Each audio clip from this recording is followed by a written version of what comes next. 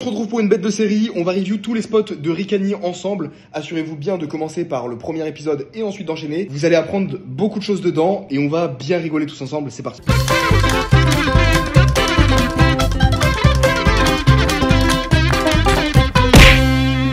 On est parti, let's go. On se retrouve pour l'heure du poker.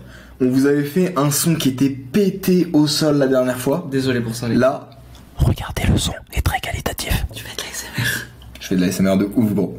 Je vous partage l'écran, les gars, sur Discord. On parle aux deux en même temps. C'est parti. Encore avec Pocket Queen, les amis. Ici, il y a MP, un joueur passif qui a Open 20. Je suis en small blind. Il faut savoir qu'il a 90 € de stack. Je pense que j'aurais dû le mettre à tapis directement. Small blind. Il faut savoir qu'il a 90 € de stack. Je pense que j'aurais dû le mettre. Non, tu veux pas le mettre à tapis directement. Justement, tu veux le faire rentrer et le graille petit à petit. À tapis directement. J'ai 3 bêtes à 65, il m'est revenu dessus à 90. Je colle, c'est parti. On arrive du coup sur un flop. Valet orange. Le poisson sur un pot. Il y a 2 malades sur un pot. On avance. Next hand. Main suivante les amis, on va arriver sur un pot. 2 malades sur un gros pot. Ici j'ai As Dame off au cut-off.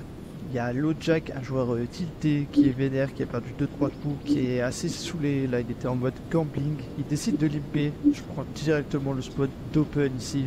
J'open 35 au cut. Yeah, j'aime bien si le mec il est un peu en fast tilt. J'aime bien le fait de size up. Il y a le Bouton, un mec bourré avec qui on a sympathisé avec Yann. Yann se trouvait en SB à ce moment-là et le Bouton, il était entre nous deux. C'était un mec bourré. Big up à Peter, il s'appelle Peter les gars. Si un jour il passe là-dedans, big up à toi frérot. Franchement, un daron assez bourré qui collait tout, qui voulait aussi gambler, qui décide de me payer. Il y a LoJack qui paye, donc on se retrouve à 3 sur un flop 3, 6 dames avec un flush gros. Si je fais top air top cœur dans un magnifique pot, je décide de bet 60. 60 dans 120. Ouais, j'aurais size up encore une fois ou check. Ouais. En soi, c'est un board où tu peux check et laisser les mecs s'enflammer. T'as pas peur de grand chose, il y a que un roi X qui te fait chier. Bon, il y a les cœurs, mais en soi, ça va, c'est un board qui est bien sec. Donc, j'aurais préféré laisser les mecs se chauffer, check, les laisser bet. Ou sinon, si je bête de moi-même, bête plus cher, parce qu'en vrai, ce qu'on target principalement, c'est des dames X et des draws. Je fais top air top cœur dans un magnifique pot. Je décide de bet 60 en value bien évidemment les amis, et je target aussi tous les flush draws, les pocket pairs inférieurs. Je pense que j'aurais pu faire même plus cher au vu des profils adverses qui étaient en mode de gambling tilté là, et en sachant que le Peter était bourré. Il faut savoir que tout le monde a call, ils ont tous call mon 60. Le pot commence à gonfler, on arrive sur la turn qui est un mais qui ne fait pas rentrer la flush. Assez content, pour moi elle est assez belle dans le sens où ça ouvre encore plus de tirages. Il y a aussi Ça ouvre pas de tirage pour le coup parce qu'ils vont pas call avec des mains comme Roi Valet au flop. potentiellement des draws. Franchement elle est belle, ça peut percuter leur range. J'envoie un bon bet à 180. Il y a Peter J'aime bien le size pour le qui me dit qu'il va payer plus tard, il paiera demain.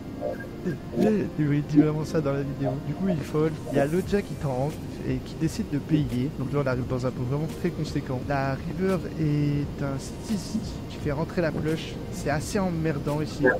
Ici c'est assez emmerdant pour la flush. En revanche au vu du profil tilté, lui il a checké. J'ai décidé du coup de mettre J'aime bien parce qu'en vrai quand le mec il hit flush il donc bet la plupart du temps. Donc en vrai je trouve que c'est cool. Surtout s'il est tilté et que dans tous les cas il va taper le call, il va avoir du mal à lâcher. en jeu, j'ai mis les 220 dans ce pot massif. Il tente. Donc déjà quand il tank je suis content, il a pas de bluff. Et il décide de jeter la pièce au milieu. Je retourne mon As-Dame. Il regarde ses cartes, il regarde le board, il regarde les cartes, il re-regarde ses cartes, il regarde le board. Et il claque une dame tout tiltée. Et ça s'est joué au kicker à mon avis. Il devait avoir un kicker tout éclaté le frérot. Au début quand il était en train de tanker, vous allez entendre dans la vidéo, j'étais là en mode de muck please. Allez muck.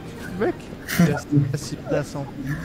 Le spot est bien joué franchement. Sizing est cool. Flop on peut size up quand même. C'est dommage, il y a des grosses difficultés de sizing en value au flop. Ricani, il faut que tu travailles ça. Et à chaque fois que t'es dans un putain de spot en value, pose-toi la question, qu'est-ce qui se passe si je bête plus cher? Qu'est-ce que le mec va fold si je bête plus cher? Et let's go. On se retrouve pour ma BD. Ici quand il est refait, je découvre une belle paire d'as en blind. Donc contre tous ces mecs bourrés des gènes, j'étais refait. Il y a UTG, du coup notre ami Peter là qui décide d'open 20. Ici quand il open, franchement il pouvait avoir tout et n'importe quoi. Ici il y a aussi Cutoff qui décide de call. Cutoff c'est un joueur assez passif, donc assez étonné de son call. Franchement il y a un monde où en vrai ici il est capé à peu près à je dirais 15%, 15-10%. En tout cas, moi, pas de raison de call avec ma paire d'âge, je décide directement de raise à 70. En vrai, j'aurais pu faire plus cher face à Peter. Parce que Ouais, si le mec il est chaud, mec, Il a déjà faut investi. envoyer, clairement. En plus, il est déjà investi dans la main. Peter, franchement, là, il était dans un monde où il avait envie de combler. Je raise 70. Peter, il commence à tanker, il me demande, en vrai, il me dit, mais pourquoi tu fais 70 normalement, tu fais 80, bizarre. Et du coup, il dit, bah, allez, hop, je paye 70. Il y a le joueur passif qui paye aussi 70. Et là, je me dis, ok, on a 3. J'ai paire d'as dans un pot qui est vraiment conséquent. On arrive du coup sur un flop 6, 4, 10. Il est beau. Faut absolument checker. Il est beau. T'as aucun intérêt à bet. Ça connecte. T'as envie qu'ils te mettent sur des As-Roi, As-Dame, As-Valet, des Broadway. Te mettre de la pression. Et non sur des premiums. T'as pas besoin de protection.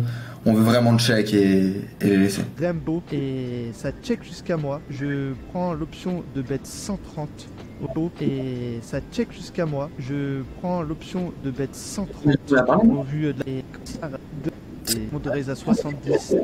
Et là, C'est quand il open, franchement, il touffe face à Peter. Peter, joueur passif, vraiment conséquent. Et attention du flop qui est pas si ouf que ça. Pour moi, ils ont pas de tonne de 6 ni de 4. Il peut avoir des 10 et encore quelques roi dame, je pense, enfin roi 10 et encore as 10, mais j'en bloque pas mal. En vrai, je voulais pas tellement le faire fuir ici, j'ai pas décision de bet 100. Non, il me snap call all-in, il prend son stack, il le tape au milieu, vous pouvez le voir, et il prend le stack et le tape au milieu sur la table tout vénère. Enfin, je sais pas s'il est vénère, mais il est là en mode tapis. Il y a passif qui snap fall, qui s'est chié dessus, les gars, le passif il est parti.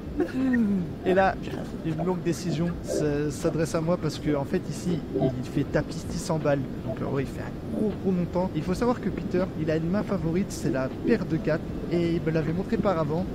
Quand je suis là et qu'il me fait tapis, j'ai pas snap call, les amis. J'ai tanké un moment avec lui, j'ai parlé, et je parlais même du coup avec Yann, et je me disais, mais il a le 4, c'est pas possible, il a le 4. Peter, il parle un peu français, et il me dit, mais non, là j'ai pas le 4. Il me dit, j'ai pas le 4, et il faisait que de me répéter, j'ai pas le 4. En vrai, c'est assez relou. J'ai tanké pendant un moment, mais au moins en fait ici, il avait forcément un gros lent. Je décide de folder au bout d'un long moment. Il me dit, mais qu'est-ce que tu as? Et du coup, je lui montre ma paire d'as. C'est en tout cas, Organi quand même, il fait les bons folds. Ouais. S'il y a un côté niveau value, tu prends souvent pas les bons sizes. Mais par contre, en termes de fold, tu fais souvent les bons folds. Et T'es récompensé en plus. moi, je suis ok que contre certains profils, il y a plein de spots où en fait les mecs ils ont pas de cut et tout. Et... Malgré que ce soit un mec des gènes. Donc j'aime bien parce que tu t'accroches pas au fait d'avoir une main strong et de go broke, et ça c'est cool. Et il me claque paire de 6, donc il avait relance 6 et il a dit que c'était un bon fold, et moi je suis content de moi d'avoir foldé du coup cette paire d'as par rapport à ce qui s'est passé. Je suis assez frais, assez C'est bien. solide. En plus, Franchement, Ricani c'est bien, il y a plein d'axes très cool, plein d'axes d'évolution. Carrément. Il y a plein de trucs à travailler encore, mais on va les travailler petit à petit. Mais en tout cas, je vois beaucoup d'évolution par rapport au premier vlog. C'est fou ça. Hein. Ouais, c'est très bien. L'évolution, il est dingue. Hein. C'est très très bien. C'est plaisir de voir ça. Lâche pas, frérot. Voilà les gars, sur YouTube, l'art du poker, pensez à vous abonner, à liker, partager, bref. Et si vous avez des recommandations sur certains types de vidéos, bah...